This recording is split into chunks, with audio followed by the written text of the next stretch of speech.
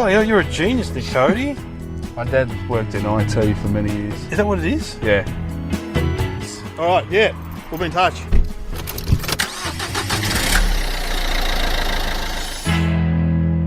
You're on the Debrief here with Dave O'Neill, and Nick Cody just helped me fix my recording device. He's like a genius. Card protected. Yeah, that's what it No, said. that means you've got to flick that little SD card. Man, thank God. I love that a lock on an SD card is just a bit of plastic that you slide down. It's not a real lock, is it? It's not, no, not at all. Card protected, yeah, whatever. Anyway, me and Nick have just done a gig at the Crab Lab. Yeah. It's a weird time of the year. It's between Christmas and New Year's, but it was packed. The Gooch. Well, my UK mates call it the Gooch. Why is that? You know the Gooch between the balls and the arse? Oh, yeah, okay, yeah. It's the Gooch of the year between Christmas and New Year's. But that's... Obviously, people wanted to go out in Melbourne.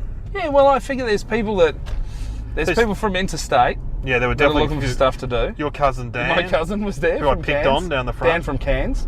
And there are people that just don't enjoy Christmas or don't do it.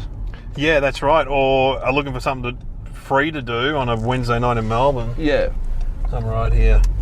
And we're there. But you were great. It was good. Yeah, it was fun, wasn't it? It was fun, yeah, but Trying hot. Oh, mate, it is fucking ridiculous. The humidity, I just can't. It's hot in Melbourne at the moment. Because you've just come back from Europe, haven't you? Yeah, and I love the cold. I rock around Europe in a t-shirt and jeans in, -1, bit of snow. And you like that? Fat Viking head. Yeah. I'm meant to be 3,000 metres above sea level. Well, look at us, we're all yeah, white. look at the original inhabitants of this place, they're all black. Yeah.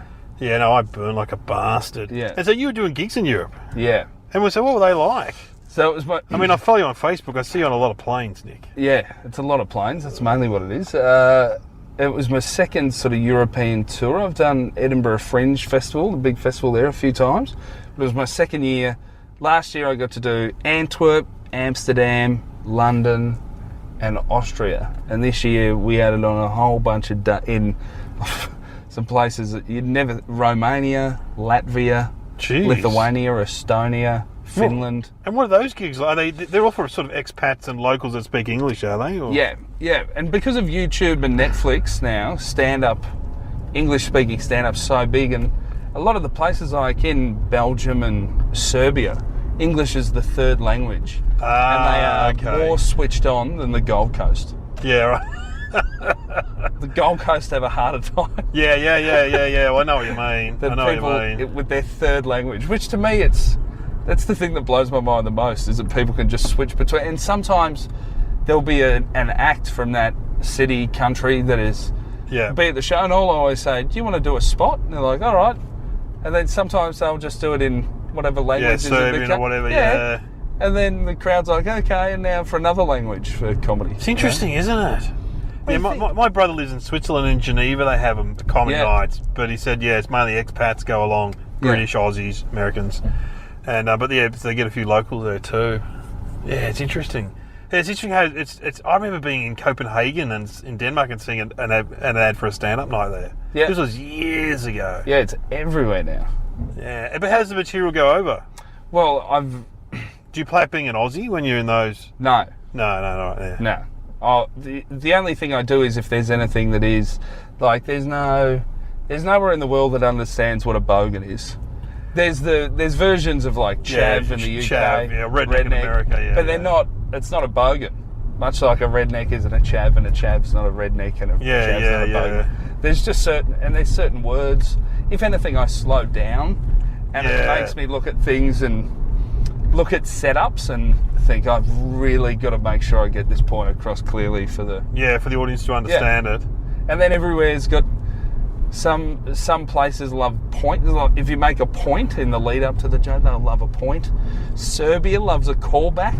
Oh, really? For listeners, if you don't know what a callback is, it's where you make a joke earlier in the show and then later on you reference that same thing. It's called a callback. Well, maybe because in Serbia they're into history because of the... Yeah. They had a very bad conflict and that was all to do with history. And I just think there's so many wars that they're just happy around to hear the same thing again. Yes. Yeah. In one night. Yeah. Nothing's happened in between. But they meant it like...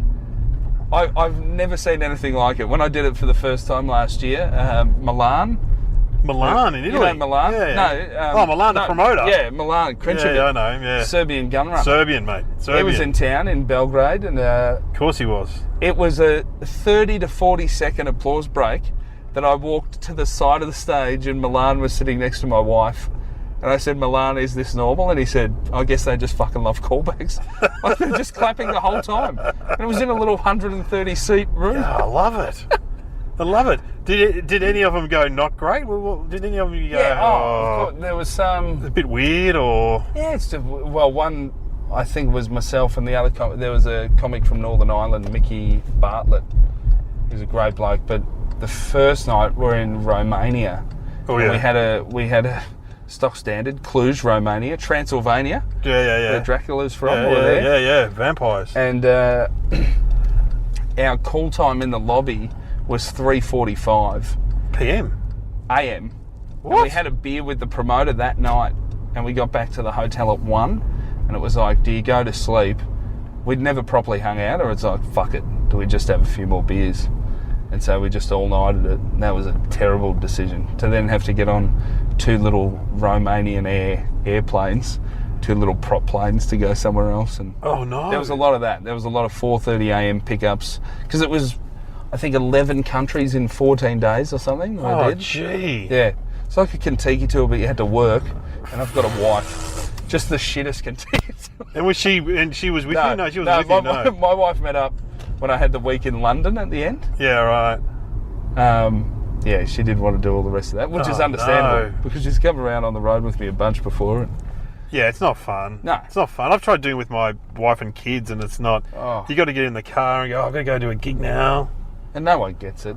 No one gets it, mate. They don't get it. Yeah. Even my daughter said tonight, where are you going? What are you doing? Sorry for earning money for the family. I'm sorry about that. Then again, it was crap. Kids always love that. So it wasn't a lot of money, but you know. We're actually rolling through my old hood here. Now this is North Melbourne. This is North Melbourne. I was in West Melbourne. Are you in West the Melbourne? The lesser known shitty version of Did you ever go to the Great Embassy Cafe? The Great... No. You went to that? It's like a taxi place where taxi drivers go. Yeah. The burger joint. Many times. Yeah, the burger joint. I think the way you said Great Embassy Cafe made it sound like this. What is this invite-only members club? No, but it's like a place that you can get a steak at 5 a.m. Yeah, it's a bloody great. So it's still there, isn't it? Yeah. It's a great hamburger joint. Is that Spencer Street? Yeah, it's at Spencer Street. Yeah, if you're ever in Melbourne, look it up. It's a good all-nighter. Yeah, it's interesting with you though, because ever since I've known you, since you started, I'm trying to remember where I first met you. I always try to remember on this podcast. I remember meeting you at the Newport Hotel. There was a gig, and you were on with Tommy Little. Yeah. We were talking to you then. Now I reckon that was like 9 years ago. Yeah, wow. I reckon that was a long time ago. But you always sort of had that overseas focus, even as a young man, didn't you? I just love. There were certain comics from the States that now one of them scratched off my list. There's one comedian Cosby. that I love. Yeah, Cosby. No. Louis C.K. Oh, Louis C.K. Yeah, well, I love Louis C.K. too. The Louis C.K. posters in my house, they're not up in the new place. Yeah, your wife's like, nah. My wife's like, I always knew you was a creep. I always knew it. Really? Oh, I don't know. You know, it's just because he does talk about sex a lot. Yeah. As opposed to, say, a Mark Maron or one of his contemporaries, he does talk about sex a fair bit. Yeah. So. Yeah, it was one of those when he came out, you go, oh, yeah. That. You would have seen him, though. You would have seen him. Oh, I've seen him a bunch in the States. But like Bill Burr and Patrice O'Neill and the Comedy Cellar I loved. I had this thing about always wanting to get. Yeah, which is unusual because a lot of we're both Melbourne comics. Yeah. A lot of other Melbourne comics don't have that at all, do they?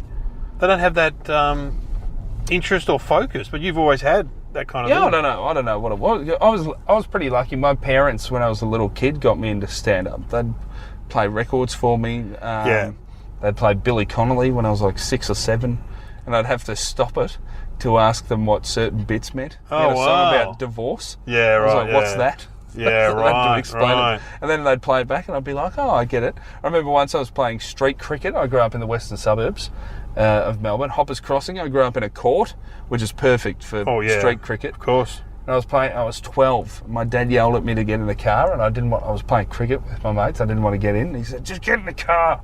And I got in, and he had Andrew Dice Clay's album. Oh, yeah. Face down, ass up. Yeah, right. Just drove around playing. Drove around Werribee listening to Dice. With my dad. And drops me off and says, don't tell your mum. Yeah, of course not.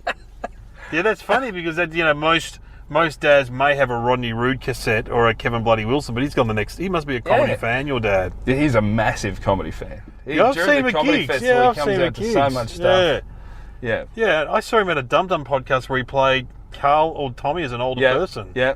Done a bit of acting, your dad. No acting. Mum was so proud of him. Oh, really? He was good. Yeah, he was pretty apparently good. pulled it off. Yeah, no, he was good. For it. No, he was good, your dad. I thought because I recognise him. I thought, he came over to Montreal when I did Just for Laughs, and then didn't come to my TV taping to go watch a comic he liked. What? What comic was that? I don't know who it was, but I just find it so funny. Dice Clay, probably. He's back. Maybe Dice. I took him to see Dice in Vegas. And what was he like? Oh, he was fine. Yeah. He was fine. Does he do his old stuff? Got a photo with... Yeah. Yeah, interesting. People are mad for it. He's had a bit of a resurgence. Yeah. Dice Clay. Yeah, right. And it's because as a young man you went to Camp America, didn't you? Was it Camp America or something like that? Yeah, YMCA summer camp. And then I worked there for 3 months to get the money up to catch a train across America to go and see a stand-up show. That's right. This radio show called Opie and Anthony. Who are famous in America. Yeah, there's a famous clip of Bill Burr losing his shit at the crowd. Famous incident, yeah. And I was at that show. You were actually there. When I was 19, yeah. And then didn't you support Bill Burr? Yeah, the Opera House. Yeah. About 6 years later. And I, on the Saturday night, I asked him to sign the ticket. I still had the ticket. Did that freak him out? He fucking lost his mind. He's like, nobody's asked me to ever sign one of these, let alone in Australia. Yeah. Yeah, what was he like, Bill Burr? He's a good comic. The nicest bloke of all time. He had a dressing room. I was the opening act, so I didn't have a dressing room. And he actually told off some of the organisers. Yeah, right, that's unusual. If he doesn't have one, I'm going to sit in the hallway with him. Oh, wow. And then just invited me into his room. And I remember beforehand I was drinking a peppermint tea and rewriting a set list out. So a set list, if you don't, it's the sort of the jokes that you're going to do on the night. I was writing the bits out in order, time and time. And he goes, mate, you look nervous. And I said, yeah, I'm pretty nervous. He said, what? He goes, what are you nervous for? I said, oh, you're just one of my favourite comics in the world, and it's the Opera House. And I'm opening for you, and, it's pretty crazy. And he said, do you always do that? Do you always do this? Do you always drink tea and rewrite a set list? And I said, no. And he said, well, what do you normally do? And I said, well, to be honest, I prefer to just have a beer and talk shit. And he goes, well, why would you fucking change that game plan now? It got you to the Opera House. Stick with that. You want to you want to just talk shit and have a beer? I was like, mate, that'd be the best. Oh, fantastic. So, yeah, he was the nicest guy. Yeah, because some of those guys just want to be left alone. Yeah. They don't want anyone to talk to them. He probably did. I was probably such a nervous wreck that he went, I've got to step in. The fuck? This guy's going to take the shot out in flames. Yeah. I heard this Cody kid was good. What the fuck? How long did you have to do in that? 15? Yeah, right, yeah. Yeah, it can be tough walking out when you're supporting. Yeah, and those big shows, I've opened for Jim Jeffries as well. A lot of times it's people still rolling in. Yeah. Especially in those stadiums. Yeah. Oh man, I supported David Strasman for a long time. Oh really? Yeah, and then people, as you walk on stage, you hear people going, "Who the fuck's this?" Yeah. No puppet. Who the fuck are you? People are just rude. You're like, yeah. Well, the thing is, the bigger the act gets, I think it draws in people who have never been to comedy. Yeah, that's true. It could be the one show of their life. Yeah, it's very true. So they don't understand there's going to be an interval, there's going to be a... Now, where have I gone too far? Yeah, I think we're back there. We're back there. Yeah, it's a new place. Have you ever been to the Newmarket Tavern? No, but it looks pretty grim. It's pretty random. Looks like the sort of place I would actually enjoy. You probably would enjoy that. I've been there once. My wife hates the dodgy joints that I like. Oh, she doesn't like them? No, she loves somewhere that there's like a drink takes minimum 25 minutes to make. Some assholes on a unicycle. Yeah. So very much like my partner. And so the Grandview Hotel where you've done the room that I run. Doesn't like it? No. It's one of the best Palmers I've ever had in my life. Yeah, I know. And also we go And her mother loves it though, because the portions are big. Yeah. Right. And so when my wife was away, we went there with her mother and my kids. It's the opposite of tapas. Yeah, it's the opposite. And portions are big. And her mum's going, I love this place. Why doesn't Kieran like it? I'm like, I don't know. And the kids love it because they've got everything on the menu. Yeah. You want ribs? They've got ribs. Yeah. You want pizza? Guess what? They've got pizza. They've got everything in this joint. Jack of all trades. Oh, yeah, no. It's funny. Upmarket. I don't know if that's a general... I know this area quite well. Yep, Toorak. It's pretty good. Toorak's pretty good. You're living in Toorak, the Toorak of the West. This great old post office. Is that still a post office? I think it is on there. That great building. This is like one of the undiscovered areas. Nick, you're very lucky to have bought a mansion around here. I'll tell you what. Yeah, because it's interesting about you. The thing I remember, 6 bedrooms, a mansion, Dave. Not to certain standards, but sure, in my world, it's a mansion. I remember seeing that great footage of you as a school kid, like you would have been in year 11 or 12. Yeah. And you said, I want to do stand-up. Yeah. Which is extraordinary because so many people come to stand-up after doing something else, most people come to it in their early 20s, I reckon. Well, I was pretty because it was one of those things I wanted to do it, but because I love stand-up so much, and you hear, obviously you're not going to make money from it when you're when you started. 18 or 19 or whatever. Yeah. And I wanted to travel. So I got a good mix. There's some, I think I find it pretty weird when there's, people that are 32 and they're just in share houses and haven't travelled anywhere. It's like, how do you... You've always, you're interesting because in a way, no wonder you're a bit American in your ambition, I reckon, which is a good thing. Some people are very, you're not, like tonight you were talking about getting an upgrade to business class. Yeah. And you go, it's the fucking best thing ever. Yeah. Whereas a lot of comics would just, they would not admit that, would they? No. Don't you reckon? Yeah, but it's like, why would you? I'm a kid from Werribee that got bumped up to business class. Why wouldn't you talk about it? It's the most mind-blowing thing. Yeah. My relatives give me so much shit about that. Oh, really? Oh, yeah. It just... Yeah, but in a way, you're the bogan dream. You're doing it. So that's why, I reckon that's one of the reasons you've become popular. Yeah, there's a comedian, Carl Chandler, that we all know and love. We all know. He gives me shit about certain social media. Oh, yeah, your postings. I'll put up, right? Well, there are other postings. Yeah, go on. Mate, it's just a kid from Werribee that... We're back. We're back there. Oh, we'll go down here. It's all right. Still cruising around. I swear, it's the reason I love Conor McGregor, the UFC fighter. Just the Irish guy, from the plumber, piece of shit suburb in Dublin, a plumber, is now worth $100 million from fighting people. Yeah. I'm worth $350 from jokes. Still, that's half cash. Yeah. Yeah, but half on my Dolomites. You're making a living out of it, though. You're doing well. You're doing all right. You've definitely got a following now. That's for sure. Yeah. Oh, it's great. I just get it's. I'm just very late, and I love stand up. Like I think there's you love stand up. There's a lot of people that use stand up as a. I don't watch it a lot, but I watched it all tonight. But I don't. Yeah, you're right. They use it as a stepping stone for acting or whatever. Yeah. And acting's fun. Oh, you've just done a movie.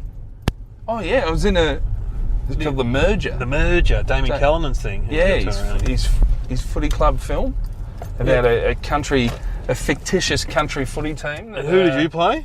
I played the captain, the team captain, which is like, if you haven't seen me before, you're probably thinking, who's this athlete? Country footy team. Oh, country, anyone can play in the country. I'll say it again, country footy team captain. Yeah. I do a lot of gigs in the country and footy clubs, and I'm amazed guys my age come up and they say, yeah, I'm playing. I'm like, what? You're playing? Yeah, it's amazing. You're 50, mate. You want to help them downstairs. If they were at stairs, you'd offer them a seat on the tram, and they're centre half forward. It's not elite. No, it's not elite at all. Oh, so you're playing the captain? Yeah, good. Oh, you're only 30, so that's fine. But it's been a lot of time on the road. Yes. Yeah, you've aged. I look 46. Yeah. Well, that's also because you got a beard. If you shaved your beard off, you'd look younger. Yeah, but it'd be rotten. It wouldn't be any good. My wife saw a photo of me without a beard from about 7 years ago. Yeah, I remember when you started, you had no beard. You're very fresh-faced. And she's the sweetest person in the world, my wife, Lucia, and she said to me, I don't know who that little boy is, but I definitely wouldn't fuck him. So that's the thinly veiled threat to keep this beard going. Oh yeah, I'd keep it going. Definitely keep it going. Oh boy. Well, look, you're listening to the debrief. The great Nick Cody. Hey, this episode of The Debrief is brought to you by Sheba. It's a great rideshare app where all the drivers are women. That's right, every single driver is a woman. So set up your account by downloading the Apple or Android app, and multiple users can use the one account. Enjoy the one account. And also, this is a great idea for dads like myself. You can set up an account for your daughters. Corporate accounts are available too. Sheba also takes booking. It's female-only driving service. You are back on The Debrief, and Nick's just telling me his favourite part of the podcast. It's a very good point. Because I know you've done so much radio. Oh. You just say, you're listening to this and you expect somebody to hit something for you so a song starts, but then you remember every time that you're at the wheel of a Oh, yeah, and I've got to lean down and vehicle. push the button. And then someone always tweets me, I'm worried about you driving and doing this podcast. But most of the time it's fine, but sometimes, you got to push a button. It can be quite traumatic. And especially, well, anyway, we're driving now. But I will say, you were telling me before about the Christmas gigs. In the lead up to. Yeah, I reckon the lead up to Christmas, you get quite a few functions. Yeah. And the money gets better, but the gigs can be just. Yeah, the last one I did, and it was in a outer western suburb of Sydney. Yeah. For a trucking company. And they were really nice guys. Yeah. But it was on the back of a truck in like a loading bay in a yard. Oh, amazing. And just like, oh, you're here. Okay. Yeah. All right, we're just getting on here.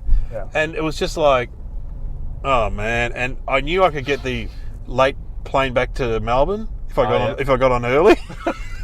So that was my motivation. That is a people see comedians on TV and just think, what a life. And they don't realise that many times in a year it's, can I get on the back of this truck quick enough? Yeah, to get my job, so I can get the last flight. Yeah, so I can get the last flight out of wherever I am to get home. Because and so then anyway, so yeah, I was talking. There was a cover band on, and they were all great guys. And I'm like, I reckon I should go on early because also the light was fading, and there was no lighting. So oh really? Well, they had backlights, but they wouldn't. Anyway, I went on early, and it was fine. But it's not. You're not. Oh, the look on the organiser's face is, he's always, I had a gig at for a big sort of wine group in WA a few months ago, and I was hosting. So it's like corporate MC. Yeah, you got to host. Well, you've got to do. Well, they want you to do stand up. So the thing I learned, because I don't know if you remember, but early on, starting out, I would ask more established comedians every question. Yeah, you always ask a lot of questions. What's this like? What do you do here? And everyone told me, don't do stand-up if there's food being served. Yeah, well, that's the classic thing. And if you're hosting a thing, try and do stand-up first. Don't wait until the end. Yeah, establish yourself as funny. Yeah. But they insisted. Oh, of course, yeah. They insisted that I do the stand-up portion at the end. So I've been seriously hosting an event with the odd joke or two. For 2.5 hours, and just before I've got to do stand, the meals come out. I had to raise a toast to a bloke that had just died of mesothelioma. No. And that all the ticket sales were going to the mesothelioma society. That's the worst thing. Yeah. Anyway, I just got married a few months ago. Yeah. Bang him a stand-up. Here we go. Everyone's worried about their. I think the worst one I've ever heard was Hung Lee came back from doing a cricket club out in the northern suburbs of Melbourne. He said just before the guy brought him up, he got up and went, all right, little Jimmy Jones had an asthma attack in the under-15s today. We've just had word from the hospital that he has passed away. Anyway, here's Hung Lee. It's like, what are these people thinking? Like, how can you follow and then, the announcement of, I remember saying, how'd it go? He goes, it didn't go well. No, it's very hard to follow death, like it's just a bloody tough one, I reckon. But I guess if you don't know what makes comedy work, you just go, you'll be fine going after. They probably need a laugh. Yeah, going during the meal, it'll be great, like. I know, it's crazy. It's crazy world we live in. But don't worry, hopefully you'll avoid all those gigs. You'll be touring the world, Nick. Oh, mate. Touring the world. Yeah, you go to Latvia for 8 kronens. Yeah. I didn't even check the money beforehand. That's how... My wife sometimes is like, what do you think? And to me, you know, we're going to try and have kids soon. I know once I have kids, I can't go to Afghanistan and... Yeah, of course, you do all that gigs for soldier the tours, yes. Yeah, I love it. I'll just take mental gigs just to... Why not? I want to go and see it. Because, again, I'll ask friends of it. It's not just older... It's just people that are more established in life. Yeah, Any of my mates that have kids, especially comics that have just had kids recently, I always say to them, should I do this European? They're like, yes. Oh, you've got to do it while you're young. What are you doing? Yeah, it's so true. Just go and do it. Even if it's shit, it'll be a better time than... Oh, yeah. Yeah. What, have you ever been scared? I was talking to Adam Rosenbach's about this, because he's done a bit of the troop work. Have you ever been scared? We had a car bomb go off. A car bomb. I can't believe it, right? So my wife gives me shit because I'm terrified of authority. So if there's cops or whatever, I'm always, sir, ma'am. I think it was I was raised correctly. Yeah, she exactly. seems to think I'm just soft around cops. Right. And who wants to be hard around cops? Yeah, of course. Idiots. Because people looking to eat a baton. Yeah, and it's also one of this guy who hangs around the local shop has become a cop, who I know because he hangs around the shop anyway. And he said he went on patrol with the highway patrol. Yeah. And he goes, they have the 20-second rule or the 10-second rule or something. If you're an arsehole to them, they'll fine you for everything. Yeah. And if you're not an arsehole, they'll just give you the one fine. Yeah. But if you give them lip, they just go, right out, roadworthy the car, fuck him, you know. Yeah. So you always be nice to cops. Yeah, there is a fine line between corruption and you asking for it. Yeah. You know what I mean? Yeah. Cops that are writing you up for whatever, looking for a bribe, that's one thing. But if you're just but anyway. So the car bomb. Yeah, so if I freak out over if I lose my car keys, car keys, I don't drive, but if I lose house keys, I'll freak out over the smallest thing. This car bomb's gone off. We're at the airport in Kabul, and the day before, myself and the other entertainers and the army band they'd made the whole base do a drill because the Taliban had been driving vans packed with explosives into the wall of the thing, and so we did this big run through. The sirens go off. We put all the stuff down. We walk to an area, just like it's a fire drill at school. And then the next day we're walking, because the airport and the military base are the same thing. We're walking to go catch our plane, and we hear a massive explosion. And I actually talk about it on my stand-up special on ABC iView. Oh yeah. I talk about the car bomb going off. Oh. But the car bomb goes off, and the guy in charge, the thing I don't talk about in the stand-up, the guy in charge, Robbo, this great bloke that runs all the gigs, he was in the army since he was 17. He just retired at 68 or something. Oh, wow. So he's been in there his whole life, and this bomb goes off, and it's the loudest sound I've ever heard. And he just looks at us and he goes, well, clearly not a fucking drill, is it, ladies and gentlemen? Let's get walking. He's laughing, I'm laughing. Oh, my God. A member of the Australian Army Band said, stand with me. And I said, you play the fucking trumpet, mate. I'm not hiding behind you. Yeah. I used to play actual sport. And then it just became, it was, so it wasn't as scary as I thought it was going to be. But it's not scary because you're surrounded by thousands of people that have weapons whose whole job is to protect you out of there safely. Yeah, but still, I've seen movies, mate. Those soldiers can be shot. Yeah, that is true. Even though I don't think they've lost one entertainer yet, have they? No. Always the first. Chris Franklin's there at the minute. Oh, boy. I remember the first time I went to do it in 2013. They told me 3 months out I'd have to pass a medical and a physical. I didn't touch a beer for 3 months. I dropped about 10 kilos. Could do push-ups, chin-up, everything. Turn up to the test, and they just took my blood pressure. Oh, what? And said, that's all. And I was like, what? I trained for this. They said, what do you think we're testing you for? Chris Franklin and Greg Fleet get to go. Very good point. Very good point. Now I've got some debrief questions. Yep. Because, it's like the army. Of course. What went well tonight and why, Nick?